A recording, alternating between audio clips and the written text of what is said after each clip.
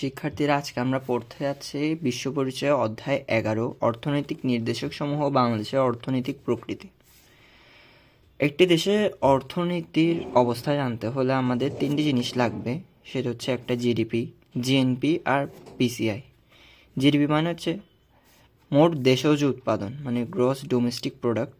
GNP হচ্ছে মোট জাতীয় উৎপাদন, মানে গ্রস ন্যাশনাল প্রোডাক্ট। আর মাথাপিছু আয় মানে পিসিআই হচ্ছে পার ক্যাপিটা ইনকাম। তো আজকে আমরা জিএনপি নিয়ে আলোচনা করছি। জিএনপি এর ফুল ফর্ম হচ্ছে গ্রস ন্যাশনাল প্রোডাক্ট। একটি দেশে ওই দেশের নাগরিক বাস করে, তারপর ওই দেশে আবার কিছু বিদেশি মানুষও বাস করে, আবার ওই দেশের মানুষ কিছু কাজের সূত্রে অন্য আরেকটি দেশে চলে যায়, তো ওদেরকে আমরা বলবো যে প্রবাসী। তো জিএনপি এর ক্ষেত্রে কী হয়, মানে দেশের ভিতরে যে নাগরিকরা আছে ওদের আয়টা, মানে ওরা যে পণ্যটা উৎপাদন করবে বা ওরা যে সেবা, মানে যারা ডাক্তার আছে, ডাক্তার, ইঞ্জিনিয়ার, ওরা যে সেবাগুলো দেয়, তো ওটার আর্থিক মূল্যটা জিএনপিতে অন্তর্ভুক্ত হবে।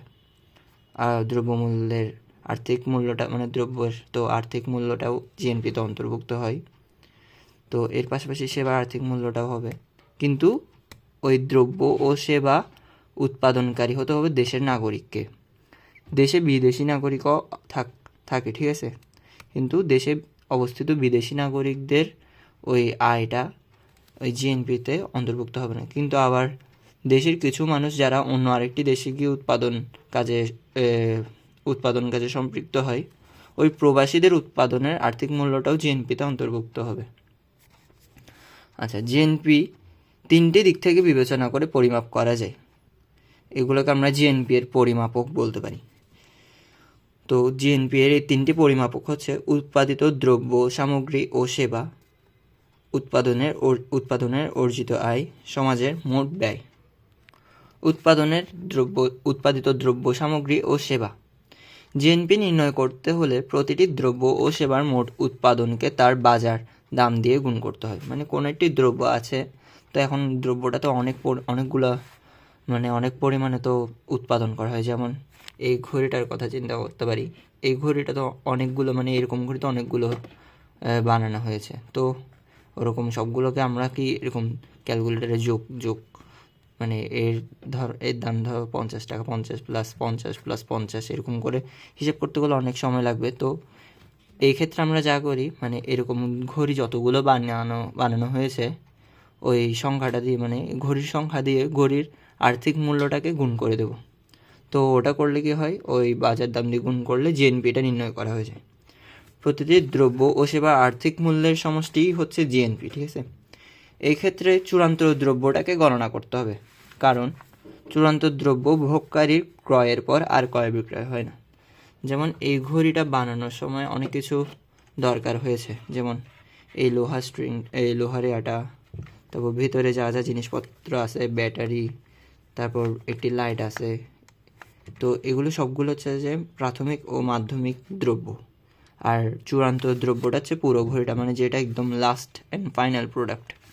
তো এই লাস্ট অ্যান্ড ফাইনাল প্রোডাক্টটাই জিএনপি এর ক্ষেত্রে করা হয়, মানে গণনা করা হয়। কারণ এই ঘড়িটা বানানোর পর এটা তো আমি আর কাউকে বিক্রি করে দিচ্ছি না বা কিনছি না, এটা যতদিন না পর্যন্ত নষ্ট হচ্ছে ততদিন পর্যন্ত আমি এটা ইউজ করব। তো এই জন্য এটা মানে ক্রয় বিক্রয়ের পর যেহেতু আর মানে এটা ভোগকারী, মানে যে ভোগ করবে, আমি যেহেতু এটা ভোগ করছি, এটার থেকে সুবিধা পাচ্ছি, এটা আমি ভোগকারী, ক্রয়ের পর এটার ক্রয় বিক্রয় হচ্ছে না, সেজন্য চূড়ান্ত দ্রব্যটা এই ক্ষেত্রে, মানে জিএনপি এর ক্ষেত্রে অন্তর্ভুক্ত হবে। আর জিএনপি নির্ণয়ে প্রাথমিক আর মাধ্যমিক দ্রব্যের হিসাব করলে ভুল হবে, কারণ চূড়ান্ত দ্রব্যের দামের ভেতরেই মাধ্যমিক ও প্রাথমিক দ্রব্যের দাম অন্তর্ভুক্ত থাকে। যেমন এই ঘড়িটার ক্ষেত্রে ব্যাটারি, লাইট, ভিতরে যে ডিজাইনগুলো আছে, এই কাগজ যেগুলো আছে ভিতরে, এই স্টিলের জিনিসপাতি যেগুলো আছে, এগুলোর একটা দাম আছে। ঘড়িটা বানাতে গেছে যারা বানাইছে, যেমন একটা কোয়ার্টস বানাইছে, এটা স্পন্সর ভিডিও না বাই দ্য ওয়ে। তো যারা ঘড়িটা বানাইছে ওদের থেকে এগুলো কিনতে গেলে একটা টাকা লাগছে।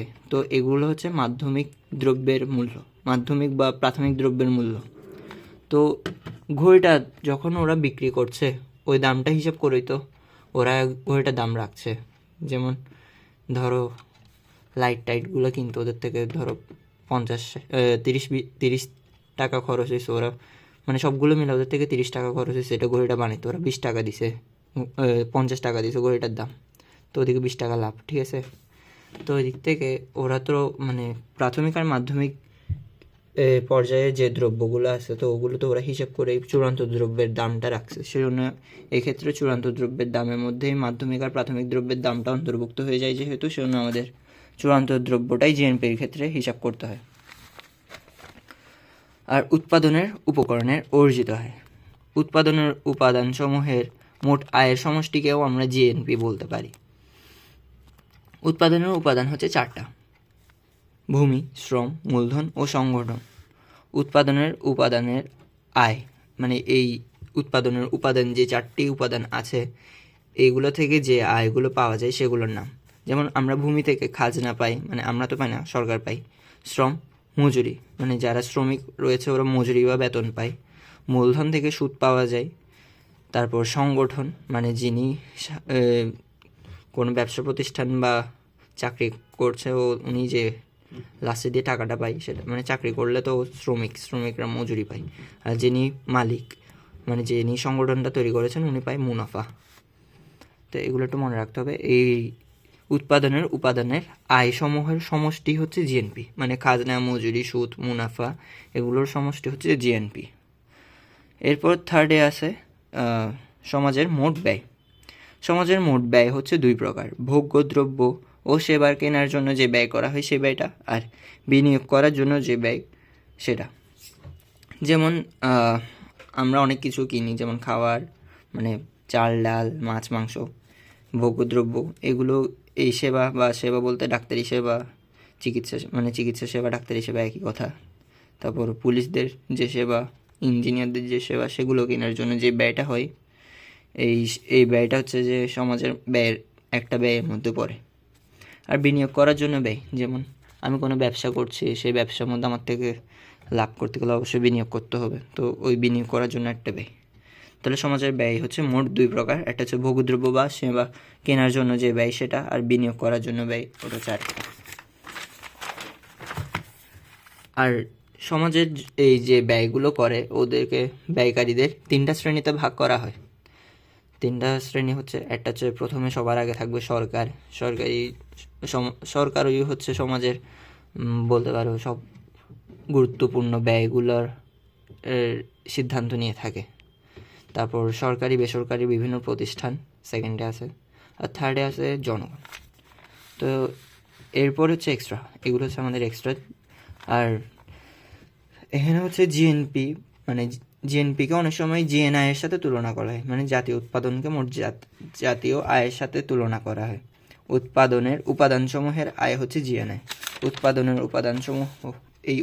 উপাদানসমূহের আয়গুলোকে বলবো যে আসলে জিএনআই, কিন্তু এগুলোকে অনেক ক্ষেত্রে জিএনপিও বলা হয়, কিন্তু এগুলো হচ্ছে আসলে জিএনআই। মোট দ্রব্য ও সেবার আর্থিক মূল্য, মোট দ্রব্য সামগ্রী আর সেবার আর্থিক মূল্য হচ্ছে জিএনপি।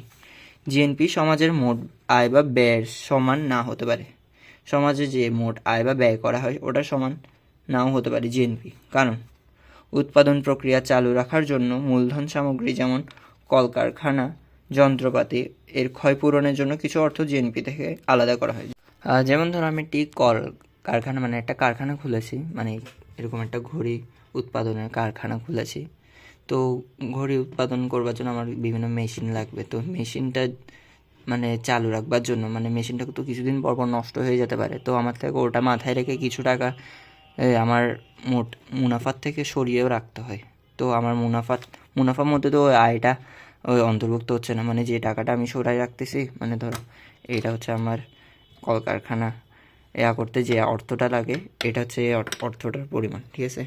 তো অর্থটা হচ্ছে আমি এই আমার মুনাফার থেকে সরাই রাখলে কি হয়েছে, ওটা জিএনপির মধ্যে অন্তর্ভুক্ত হচ্ছে না। তো এটাও এক প্রকার ব্যয় না, তো ওই ব্যয়টা কিন্তু আমাদের জিএনপি মানে এর মধ্যে অন্তর্ভুক্ত হচ্ছে না, জিএনপির মধ্যে অন্তর্ভুক্ত হচ্ছে না। সেজন্য জিএনপিটা অনেক সময় জিএনআই এর সমান নাও হতে পারে, এটা বোঝানো হয়েছে।